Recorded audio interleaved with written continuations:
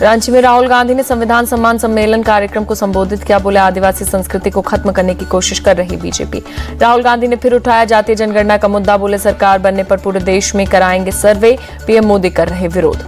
कांग्रेस 50% के आरक्षण की बाध्यता को खत्म करेगी, रांची में बोले राहुल गांधी।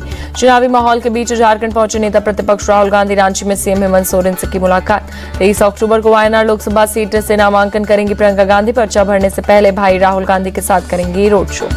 झारखंड में सीट बंटवारे पर बनी सहमति। हेमंत सोरेन बोले, 70 सीटों पर लड़ेगी जेएमएम और कांग्रेस। 11 सीटें आरजेडी और लेफ्ट को मिलेंगी। कांग्रेस सांसद तारिक अनवर बोले, सीट बंटवारे पर कोई उलझन नहीं, झारखंड में इंडिया अलायंस की सरकार बनेगी। महाराष्ट्र में महायुति में सीट शेयरिंग फाइनल। बीजेपी 155 से 160 सीटों पर लड़ सकती है चुनाव, जल्द आ सकती है पहली लिस्ट। शिवसेना शिंदे गुट 75 से 80 सीटों पर लड़ सकती है चुनाव। 50 से 55 सीटों पर अजित पवार की पार्टी लड़ेगी चुनाव। मुंबई में बीजेपी 18 सीटों पर लड़ सकती है चुनाव। शिवसेना शिंदे गुट 16 सीट और अजित पवार की एनसीपी 2 सीटों पर लड़ेगी चुनाव। एनसीपी अजित पवार गुट ने मैनिफेस्टो कमेटी का किया गठन। दिलीप वलसे पाटिल के नेतृत्व में 18 सदस्य बनाएंगे घोषणा पत्र। महाविकास अघाड़ी में सीट बंटवारे को लेकर पेच फंसा। सूत्रों के मुताबिक शिवसेना उद्धव गुट कांग्रेस के नाना पटोले के अड़ियल रवैये से नाराज।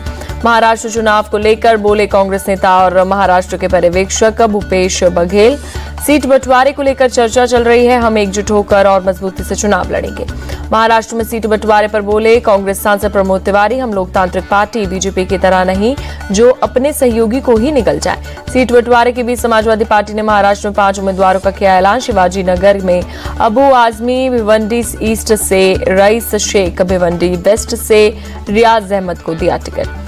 महाराष्ट्र के धूले में अखिलेश यादव ने एक रैली को किया संबोधित। बीजेपी और पर निशाना साधा। बोले, बीजेपी लोगों में नफरत फैलाने का काम कर रही।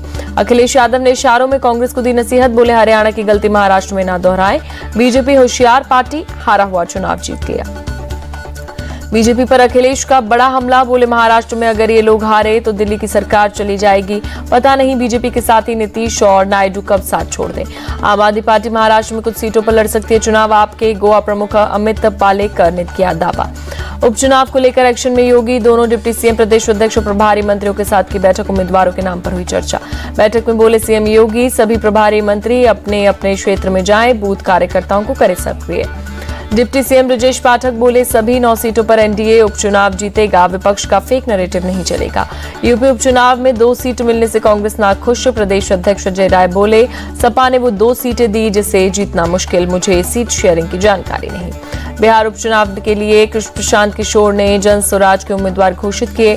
बेलागंज से प्रोफेसर खिलाफत हुसैन और इमामगंज से जितेंद्र पासवान को दिया टिकट। बहराइच में बुलडोजर एक्शन का डर। दंगे वाले मोहल्ले में लोग खुद ही हटा रहे हैं अवैध अतिक्रमण। प्रशासन ने 23 घरों के अवैध अतिक्रमण पर लगाया लाल निशान। 20 घर मुस्लिम परिवारों के जबकि 3 घर हिंदू परिवारों के। पीडब्ल्यूडी ने अवैध निर्माण हटाने के लिए दिया 3 दिन का वक्त। 20 अक्टूबर से प्रशासन शुरू करेगा बुलडोजर कार्यवाही। पीडब्ल्यूडी के नोटिस के मुताबिक सड़क से 60 फीट के दायरे में आने वाला घर का हिस्सा अवैध। रामगोपाल मिश्रा की हत्या के मुख्य आरोपी अब्दुल हमीद के घर का 20 फीट हिस्सा सरकारी जमीन पर बना। बहराइच हिंसा को लेकर सीएम योगी को दी गई विस्तृत report. DGP, ADG law and order, ACS home से सीएम ने ली जानकारी। बहराइच हिंसा पर बोले महसी विधायक सुरेश्वर सिंह, पीड़ित परिवार से मिला हूं, वो प्रशासनिक कार्रवाई से संतुष्ट। सुरेश्वर सिंह बोले, हिंसा के 23 आरोपियों के अवैध निर्माण पर ही नोटिस लगाई गई, आगे और भी अवैध निर्माण पर एक्शन होगा। महाराष्ट्र की चुनावी सभा में बोले अखिलेश यादव, बहराइच में एनकाउंटर नहीं हत्या हुई। केंद्रीय मंत्री बीएल वर्मा का अखिलेश यादव को जवाब। कहा, उनकी सरकार में कानून व्यवस्था की क्या स्थिति पता ही है। यूपी अब देश भर में कानून व्यवस्था के लिए जाना जाता है, घटना होने पर तुरंत एक्शन होता है, बीएल वर्मा का बयान। नहीं रुक रहा विमानों को धमकी मिलने का सिलसिला। आज भी करीब 10 विमानों के लिए थ्रेट कॉल, सभी की इमरजेंसी लैंडिंग। इंडिगो के 5 विमानों को बम से उड़ाने की धमकी, सभी विमानों की आपात लैंडिंग कराई गई। आज विस्तारा को भी मिली थी धमकी। एयर इंडिया एक्सप्रेस की फ्लाइट को बम से उड़ाने की मिली धमकी। दुबई से जयपुर आ रहा था विमान। जयपुर में लैंडिंग के बाद विमान की जांच हुई, विमान में कुछ भी संदिग्ध नहीं मिला।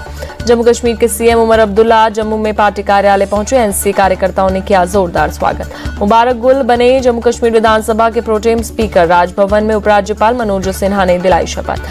हिंदू स्वाभिमान यात्रा पर बोले केंद्रीय मंत्री गिरिराज सिंह, हिंदुओं से कह रहा हूं धर्म की रक्षा करो, धर्म आपकी रक्षा करेगा। कटिहार में बोले गिरिराज सिंह, कटिहार, पूर्णिया, अररिया, किशनगंज आकर कोई 10 दिन रह ले, पता चल जाएगा लव और लैंड जिहाद क्या होता है। बीजेपी के सक्रिय सदस्य बने यूपी सीएम योगी आदित्यनाथ, प्रदेश अध्यक्ष भूपेंद्र चौधरी भी बने सक्रिय सदस्य। उत्तराखंड के देहरादून में नीति आयोग की बैठक, सीएम पुष्कर सिंह धामी मीटिंग में शामिल हुए।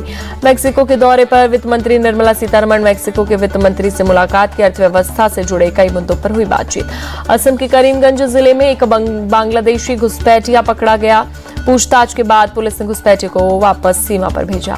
छत्तीसगढ़ पुलिस को प्रेसिडेंट पुलिस कलर्स ने किया गया सम्मानित, कानून व्यवस्था बनाए रखने और एंटी नक्सल ऑपरेशन के लिए मिला सम्मान। सीएम विष्णुदेव साय ने कहा, यह सम्मान छत्तीसगढ़ पुलिस के साहस, अनुशासन और देशभक्ति का प्रमाण। जम्मू कश्मीर के पुंछ के सुरनकोट से 2 आतंकी गिरफ्तार, सेना और पुलिस के ज्वाइंट ऑपरेशन में मिली कामयाबी।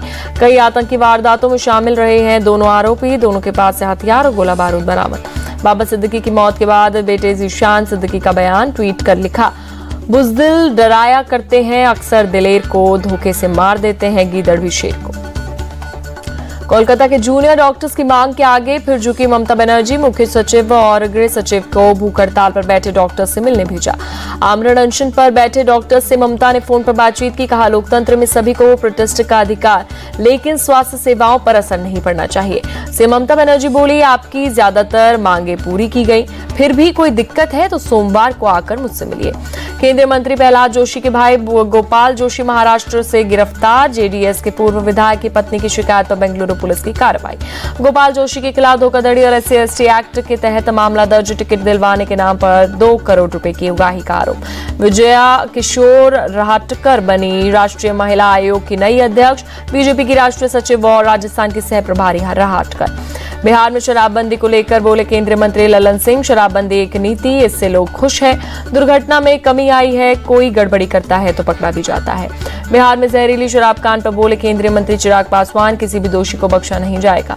उत्तराखंड सरकार का ऐलान, खाने पीने के सामान में थूक या गंदगी मिलाने पर होगा सख्त एक्शन, 25,000 से 1 लाख रुपए तक जुर्माना देना होगा। 28 और 29 जनवरी को ओडिशा उत्कर्ष समिट होगी आयोजित, सीएम मोहन मांझी बोले देश दुनिया से निवेशकों कर रहे हैं आमंत्रित।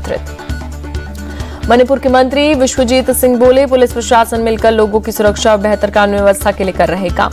सिकंदराबाद के मृत्यालम्मा टेम्पल के बाहर लाठीचार्ज, मंदिर में जबरन एंट्री कर रहे थे हिंदू संगठन के लोग।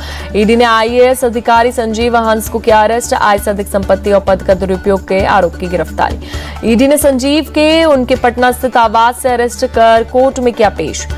कोर्ट ने संजीव हंस को 29 अक्टूबर तक न्यायिक हिरासत में भेजा। मध्य प्रदेश के उज्जैन में अतिक्रमण पर नगर निगम ने चलाया बुलडोजर, मदीना कॉलोनी के 51 मकानों को तोड़ा गया। हरिद्वार में बुलडोजर से समतल की गई अवैध मजार, मौके पर भारी पुलिस बल तैनात। हैदराबाद के देवी मंदिर पर प्रदर्शनकारियों पर पुलिस ने किया लाठीचार्ज, मूर्ति पर कथित हमले पर कर रहे थे विरोध। मुंबई में भीषण सड़क हादसा, ट्रक और ऑटो रिक्शा की हुई जोरदार भिड़ंत, कई दूसरी गाड़ियां भी आई चपेट में, हादसे में कई लोग घायल। बदायूं में 7 साल की बच्ची से रेप और हत्या के आरोपी को पुलिस ने मुठभेड़ के बाद पकड़ा, एनकाउंटर के दौरान आरोपी के पैर में लगी गोली। आगरा में रील बनाने के चक्कर में एक युवक की जान गई, युवक की गर्दन जाली में फंसने की वजह से मौत। दिल्ली दौरे पर हरियाणा के सीएम नायब सिंह सैनी, केंद्रीय मंत्री धर्मेंद्र प्रधान से मुलाकात की। हिमाचल प्रदेश के सीएम सुखविंदर सिंह सुक्खू ने अंतर्राष्ट्रीय कुल्लू दशहरा उत्सव में लिया हिस्सा, लोगों के साथ किया पारंपरिक नृत्य। आप नेता सत्येंद्र जैन दिल्ली के सरस्वती विहार में जैन मंदिर पहुंचे, पूजा अर्चना कर लिया आशीर्वाद, कल तिहाड़ जेल से रिहा हुए थे। गोवा में बोले CJI चंद्रचूड़, क्लाइमेट चेंज से हाशिए पर पड़े वर्ग और मछुआरे बुरी तरह से हो रहे प्रभावित। दिल्ली NCR की हवा में लगातार बढ़ रहा है प्रदूषण का स्तर, स्मॉग की वजह से सांस लेने में लोगों को परेशानी। दिल्ली के मुंडका में 372 पहुंचा AQI, आसमान में दिखा स्मॉग की परत। जहांगीरपुर इलाके में भी 350 के पार पहुंचा एयर क्वालिटी इंडेक्स। दिल्ली के आनंद विहार इलाके में 334 के पार पहुंचा एयर क्वालिटी इंडेक्स। बवाना और द्वारका में भी बहुत खराब श्रेणी में पहुंचा AQI। दिल्ली के अक्षरधाम इलाके में बहुत खराब श्रेणी में पहुंचा AQI। पूरे इलाके में दिखा स्मॉग की परत, 300 के पार पहुंचा एयर क्वालिटी इंडेक्स। दिल्ली के भीकाजी कामा पैलेस में 273 दर्ज हुआ एयर क्वालिटी इंडेक्स। प्रदूषण के चलते खराब श्रेणी में पहुंचा AQI। दिल्ली में यमुना नदी में बढ़ा प्रदूषण का जलस्तर। कालिंदी कुंज इलाके में यमुना नदी की सतह पर दिखी झाग की जहरीली परत। दिल्ली में वायु प्रदूषण पर बोले बीजेपी सांसद मनोज तिवारी। दिल्ली सरकार का ध्यान सिर्फ भ्रष्टाचार पर। दिल्ली में बढ़ते वायु प्रदूषण पर बोले बीजेपी प्रवक्ता प्रदीप भंडारी। कहा, आम आदमी पार्टी की सरकार प्रदूषण को काबू करने के लिए कोई कदम नहीं उठा रही। उनकी मंशा दिल्ली के लोगों के स्वास्थ्य से खेलने की। दिल्ली में वायु प्रदूषण के लिए आम आदमी पार्टी सांसद संजय सिंह ने हरियाणा को बताया दोषी। कहा, वहां पराली जलाने की घटनाएं 1.5 गुना बढ़ी हैं। दिल्ली में प्रदूषण को लेकर बोले कांग्रेस ने अभिषेक दत्त। दिल्ली में प्रशासन, शासन और प्रदूषण सब खराब। आम आदमी पार्टी सरकार सिर्फ नाटक कर रही। इन्होंने 10 साल में कुछ नहीं किया। पंजाब सरकार की चेतावनी के बाद भी नहीं मान रहे किसान। SAS नगर में जलाई गई पराली। पुणे के नवीपेट इलाके में एक लाइब्रेरी में लगी आग। दमकल की गाड़ियों ने कड़ी मशक्कत के बाद पाया काबू। इजरायली प्रधानमंत्री नेतन्याहू के घर को निशाना बनाकर हिजबुल्लाह का हमला। इमारत के ठीक बगल में गिरा ड्रोन, लेकिन कोई नुकसान नहीं। हमले पर नेतन्याहू के दफ्तर का बयान।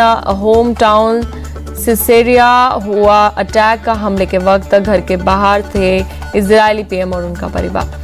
हमास चीफ यादा सिनवर की मौत के बाद इजरायली सेना ने तेज किया जमीनी हमला। गाजा में भेजे और अधिक सैनिक। इजरायली सेना ने राफे में सिनवर की मौत के पहले का वीडियो जारी किया।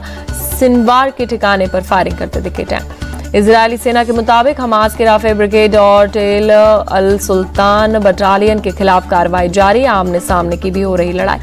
युद्धग्रस्त लेबनान को भारत भेजेगा 33 टन चिकित्सीय सहायता। 11 टन की पहली खेप भेजी। ब्रिक्स सम्मेलन से पहले रूसी राष्ट्रपति पुतिन ने किया साफ, ब्रिक्स पश्चिम विरोधी नहीं बल्कि एक गैर पश्चिम समूह है जिसका उद्देश्य कभी किसी देश के खिलाफ नहीं। राष्ट्रपति पुतिन ने यूक्रेन युद्ध पर PM मोदी के रुख की सराहना की। कहा, भारत ब्रिक्स का अहम सदस्य लेकिन पश्चिम या यूरोप विरोधी नहीं। बेंगलुरु टेस्ट के चौथे दिन टीम इंडिया की दूसरी पारी 462 रनों पर सिमटी। न्यूजीलैंड को जीत के लिए 107 रनों का टारगेट। चौथे दिन नई गेंद पर भारत के 7 विकेट गिरे। न्यूजीलैंड की तरफ से दूसरी पारी में विलियम पीटर और मैट हेनरी को मिले 3-3 विकेट। एजाज पटेल के खाते में 2।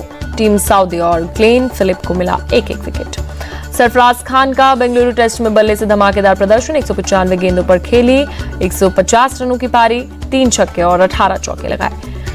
टेस्ट करियर का पहला शतक जड़ने के बाद खुशी में झूमे सरफराज। 110 गेंदों पर आया सरफराज खान का शतक। एक टेस्ट में 0 और शतक लगाने वाले 18वें भारतीय खिलाड़ी। न्यूजीलैंड के खिलाफ शतकीय पारी खेलने के बाद सरफराज खान की जय जयकार। पूर्व भारतीय क्रिकेटर सचिन तेंदुलकर ने सोशल मीडिया पर जमकर की तारीफ।